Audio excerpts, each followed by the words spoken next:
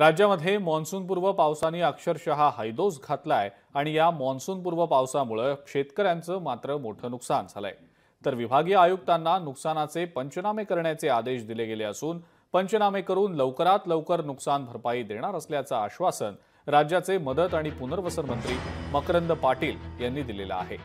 शासकीय निकषांनुसार पंचनामे करून लवकरात लवकर नुकसान भरपाई देण्याचा आपला प्रयत्न असेल असं आश्वासन मंत्री मकरंद पाटील यांनी दिलेलं आहे।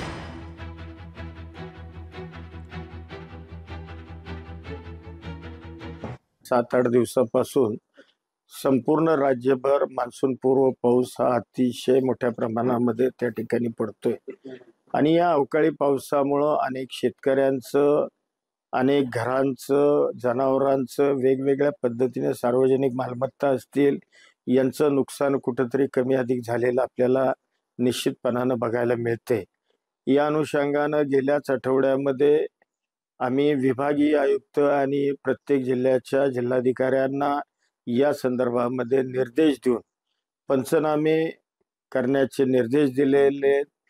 या पावसाच्या अनुषंगाने ज्या काही काळजी घेणं आवश्यक आहे या संदर्भातल्या सूचना सुद्धा आम्ही सर्व जिल्हाधिकाऱ्यांनी निश्चितपणाने दिलेल्या